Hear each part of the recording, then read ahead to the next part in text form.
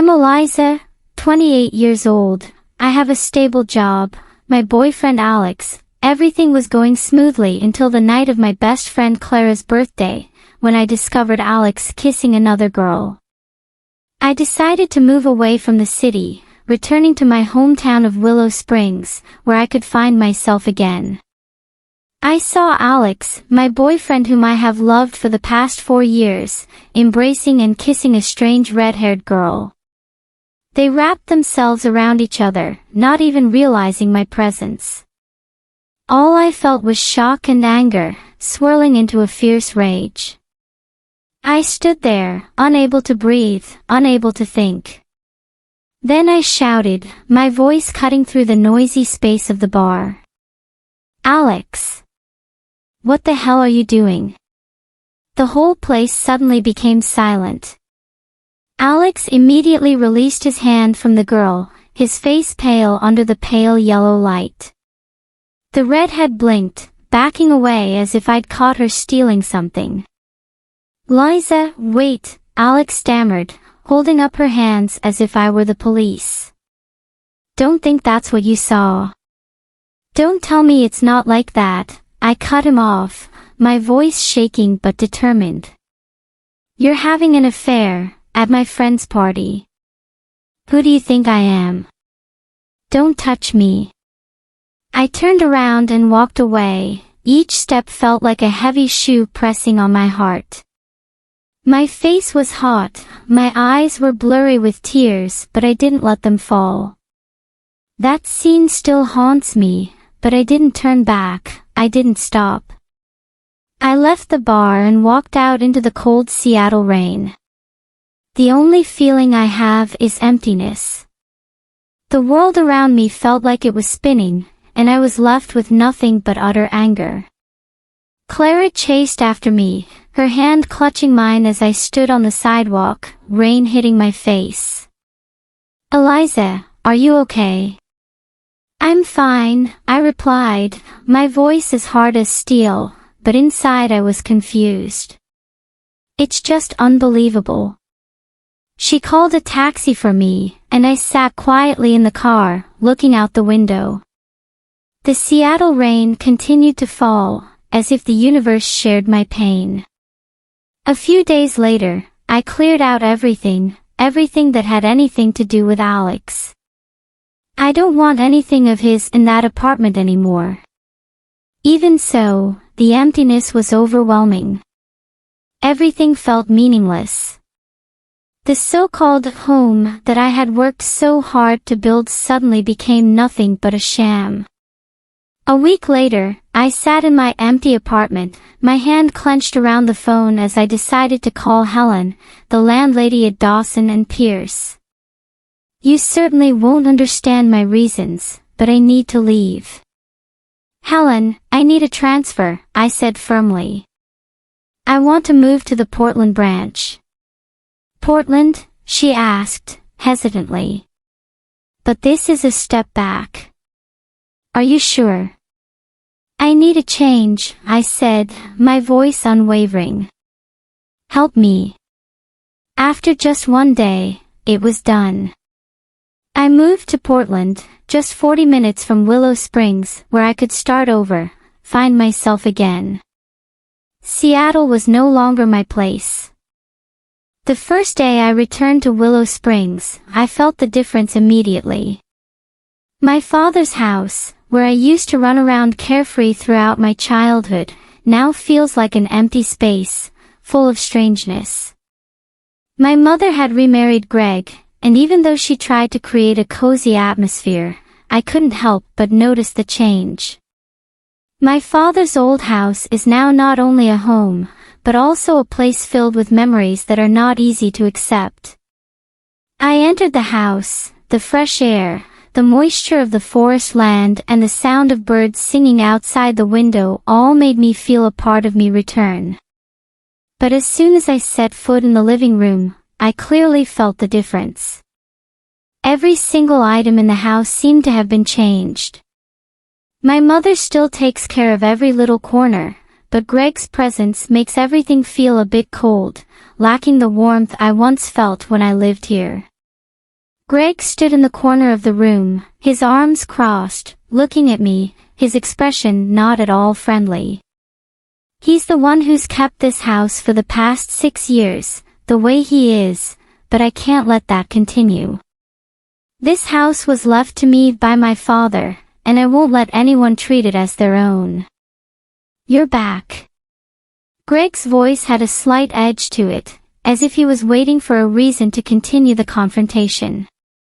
I stood there, feeling like I was lost in the space I was once familiar with.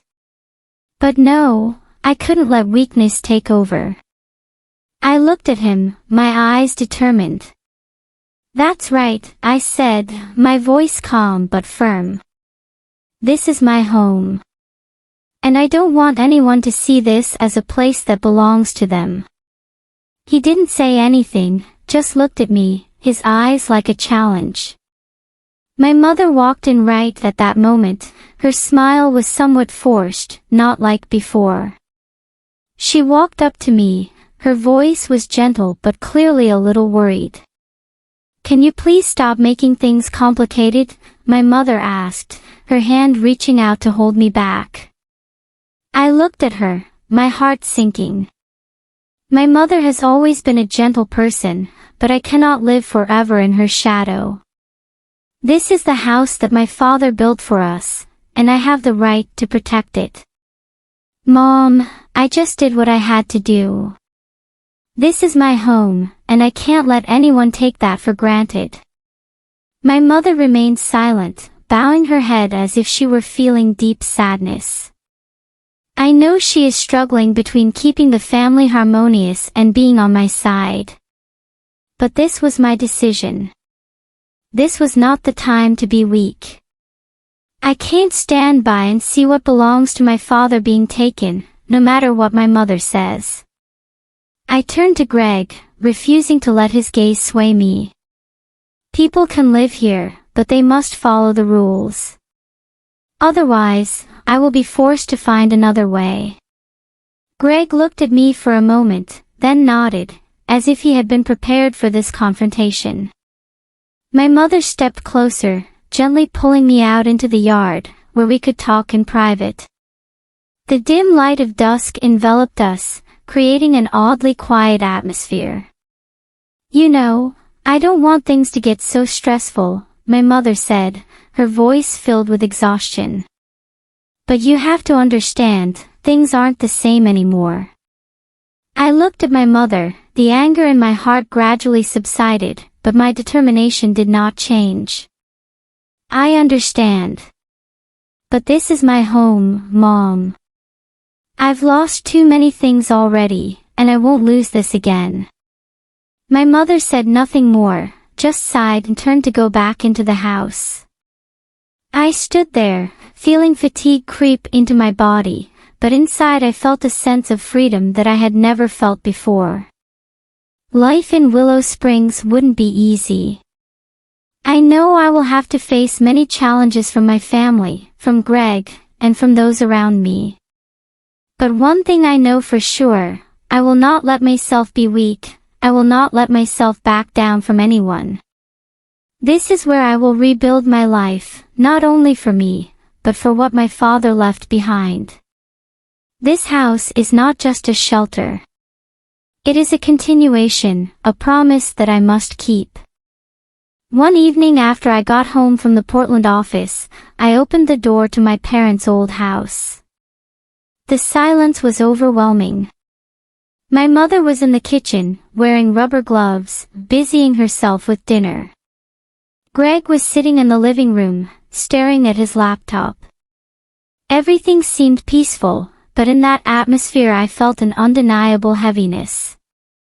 When I walked in, Greg raised his head, his eyes unable to hide his boredom. He put down his laptop and stood up, but his voice was still cold and not friendly. We need to talk, Eliza, he said, his arms crossed over his chest.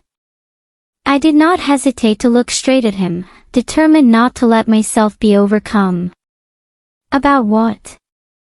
I replied, not letting my anger show, but my voice was still strong enough for him to understand that I was not someone who was easily intimidated. About this house. My mother has raised it for the past 6 years, and I just returned. Don't think you can come in here and do everything your way. I took a deep breath, trying to stay calm. I knew that this was not the time to fall for his game. Don't be confused, Greg. This house is mine. It's not my mother's, and it's certainly not yours. I don't need to discuss ownership with anyone. Greg was a little startled by the determination in my voice. He opened his mouth to respond, but I interrupted him. This is where my father built, this is where I grew up. And I have not come back to hear these words from you. I will not give in. My mother came out of the kitchen and looked at me with concern. Eliza, could you please stop making things so stressful? I turned to look at my mother, feeling torn in my heart. I didn't want to make her sad, but I knew that this was a battle I couldn't avoid. I had to protect not only this house, but the memories it held. Mom, I can't live in this lie, I said, my voice firm. I can't let anyone take my dad's place in this house. This is mine, and I'm going to fight to keep it. My mother was silent for a moment, her eyes filled with worry and sadness. You don't understand. We've been living in the shadows of the past for too long. Don't make things more difficult. I didn't respond right away. My mother has lived through the pain of his passing, and now she tries to rebuild a new life with Greg. But I couldn't agree with the way she was doing it. I couldn't let myself live in a house that was no longer mine. I can't keep running away, Mom, I said, my voice firm. I have to take back what's mine. The next day, I decided to confront Greg again. I couldn't live in this avoidance. I had to make clear the boundaries between what was mine and what wasn't. When I walked into the living room, Greg was still sitting there, silently. I looked at him, unable to ignore his eyes any longer. I won't let you or anyone else take over this house. If you want to live here, you must respect my ownership rights. If not, leave. Do you really think you have the right to decide everything here? He asked, his tone unconcealed with hostility. I didn't waste time thinking. I replied immediately, with a firm voice, yes, this is my house. You have no right to be here. He was silent for a moment, obviously wanting to find a way to refute, but I didn't give him the chance. I stepped closer, my eyes determined. This house belongs to my father. He built it with so much effort. This is where I grew up, and I won't let anyone take it away. Not you, not anyone, I said, each word as strong as a statement. Greg stood up, his eyes blazing with anger. You don't understand. Your mother and I have worked hard to keep things going in your absence. You can't just live here like there's no one else. My mother walked in from the kitchen, but didn't look at me at all. She looked down at the ground, as if avoiding my eyes. I didn't know if she was on my side, but part of me knew that she wasn't strong enough to protect me anymore. I looked at my mother, my eyes couldn't hide the disappointment. Mom, I have returned because this is my home. But I cannot continue to live in the shadow of the decisions you made. I need to stand up for myself, for my father. My mother didn't respond right away, just quietly walked out into the yard, silently as if she no longer knew what to do. I turned back to Greg, my eyes still unyielding. You can live here, but you must respect me and what belongs to me. If not, I will not hesitate to ask you to leave. My voice was cold, but every word was a clear declaration of war. Greg couldn't help but feel angry. He stepped closer to me, his neck tensed, his voice choked with anger. Do you think you can order me around? I've lived here for 6 years, without you, and this is not your place to decide things. I wasn't afraid. You've lived here for 6 years, but you have no right to decide to come home. I don't need you to tell me what to do.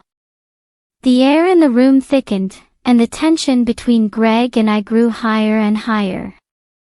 I couldn't stand this stalemate any longer. My mother couldn't protect me, so I will stand up and protect myself. We're not going anywhere with these words, I said, my voice still hard. If you and mother cannot respect my rights, I will be forced to take action. My mother walked in from the yard, looking at me with eyes full of pain. Do you really want to do that, Eliza? Do you want to push things that far? I looked at my mother, my heart tightened. But I understand that if I don't do that, I will never be able to live peacefully in my own home. I don't want to complicate things, Mom, I said, my voice soft but firm. But I can't stand by and watch everything being kicked away without doing anything. One afternoon, when Mom and Greg were out, I decided to make a small change.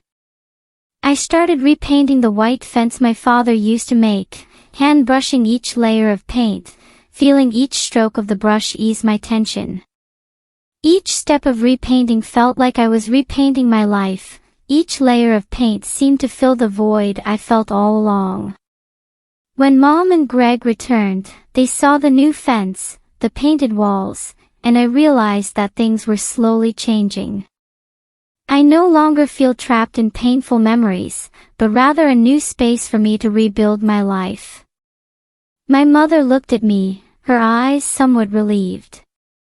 You did well, Eliza, she said, her voice soft but a little embarrassed. I smiled, feeling relieved. I'm not just redoing this house, Mom. I'm redoing my life. The betrayal and struggle to regain ownership of my father's house. After discovering that my boyfriend had cheated, I decided to leave Seattle and return to my hometown of Willow Springs to face my family and protect what belonged to me. I fight not only for my home, but also for personal freedom and power. Don't let life's challenges defeat you. Stand up, defend what you deserve, and rebuild your own life. If you have heard it all, please share your thoughts in the comments below and remember to subscribe and like to receive more interesting stories.